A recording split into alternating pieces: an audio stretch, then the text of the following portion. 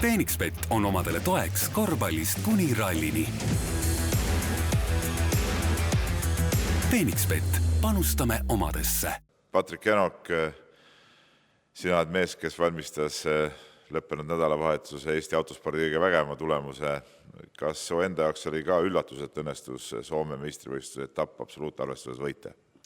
Mingil määral kindlasti, et poleks võib-olla oodanud, et see kohe siin esimesel suverallil juhtub, aga pärast Lappi väljasõitu ütleme nii, et tekkisid uued suured tuled, et nii-öelda võimalus tundus veel võib-olla veel reaalsem kui ennem, nii et jah, mingil määral üllatus, aga samas kogu aeg oleme selle nimel töötanud, et seda nagu saada ja nüüd oli see õige koht ja õige aeg ja sai see tehtud. No sa polnud sel hooajal nüüd veel sellist kruusarallit ju sõita saanud, et kohe selline kiirus tuli, tundsid ennast ilmselt autoroolis päris hästi ja päris mugavalt.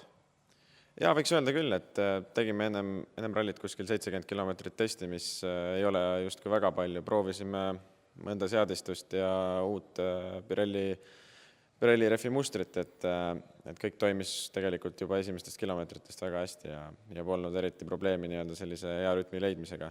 Et võib-olla ralli alguses selline kerge võistluspausi pinge oli sees, et siis esimesed 2 katset nii hästi ei õnnestunud, aga üleüldiselt läks nagu väga, väga sujuvalt ja oli tipp-topp.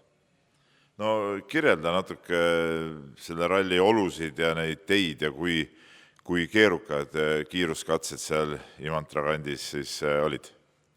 No kui nüüd nagu teie oludest rääkida, siis hommikul oli pigem selline niiske ja kohati isegi märg, aga päeva poole kogu aeg tee kuivas ja päeva lõpuks oli isegi, võiks öelda, juba täitsa kuiv ralli.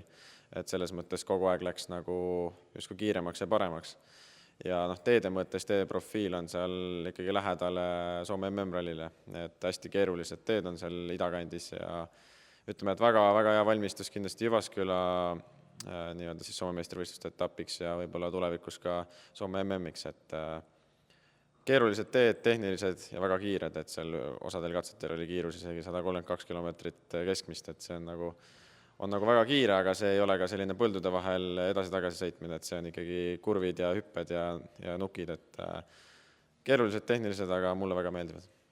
No kui hästi sul õnnestus sellistes keeruliste teede peal legendi kirja saada, et arvestades, et sa võitsid ja pidi hästi õnnestuma, aga kuidas sa ise hindad? Ma arvan, et legend tuli ikkagi väga hästi välja, et selles mõttes meil on selline täpne süsteem nii-öelda rooli nurga pealt, et seal eksida on tegelikult pigem nagu keeruline, kui see just tee peal väga vales nurgas ei sõida.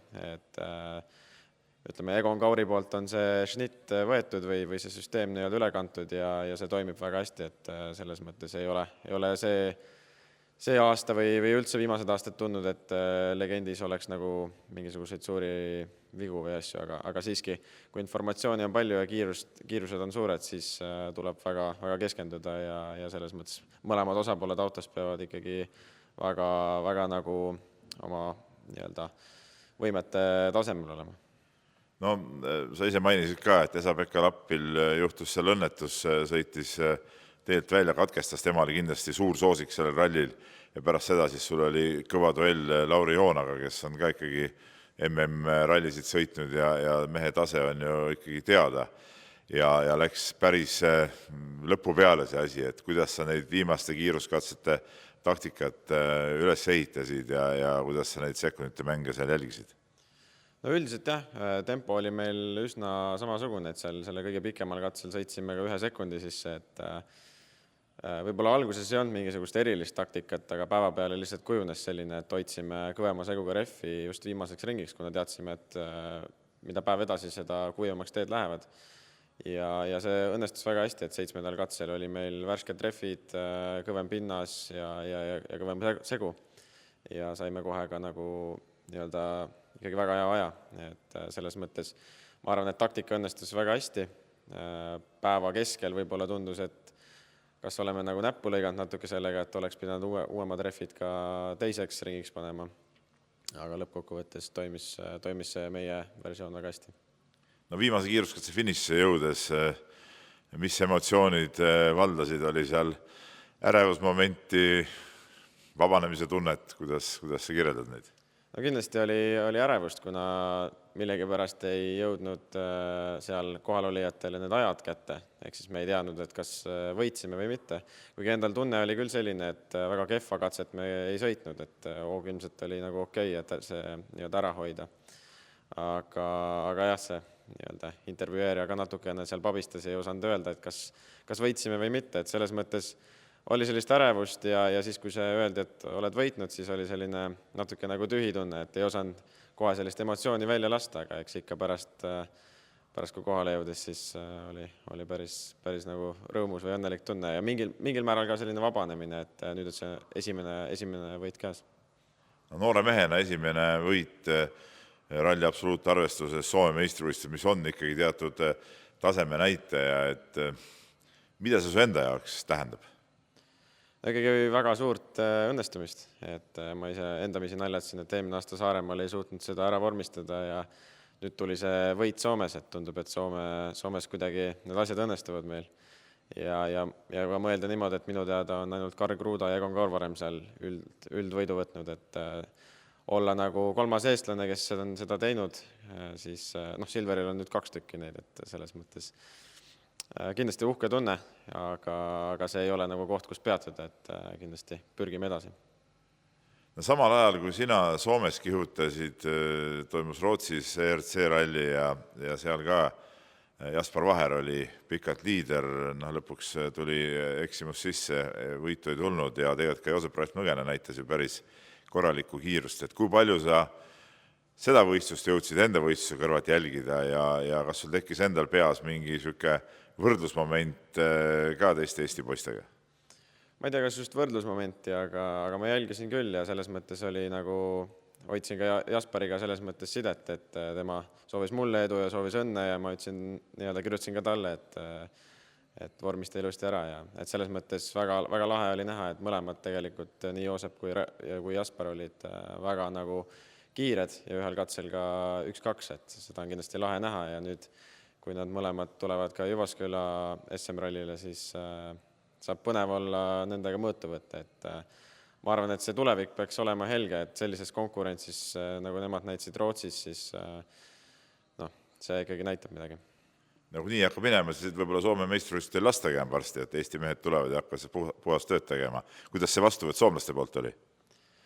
No üldises mõttes mulle tundub, et ikkagi oldi rahul, et me oleme seal natuke nagu kodustatud juba, et eelmine aasta käinud ja tunneme ka seal palju inimesi, et muidugi Lauri Joona võib-olla oli pisut pettunud, mis on arusaadav, et tema esimene üldvõit jäi see kord tulemata, aga nii ta on, et ega ise oleks ka pettunud olnud, kui ei oleks võitu kätte saanud. No nüüd me räägime seda juttu siin esmaspäeva hommikul, laupäeval oli sul võit, eile jõudsid koju, juba on auto siin kodugaraažis rattad alt ära, et läheb juba lahti töö siis auto ettevalmistamisega uueks ralliks. Täpselt nii, et eile, kui laeva pealt jõudsime, siis tulime kohe siia ja pesime nagu esimesed asjad kõik puhtaks ära, et see nii-öelda kruus sinna auto küll lõplikult ei kinnituks ja nüüd ongi selline hooldus, vaatame üle, et kõik asjad oleks terved, teeme võib-olla mõningad nii-öelda parandused, mis esinesid, kui üldse esinesid ja siis oleme juba valmis järgmiseks ralliks.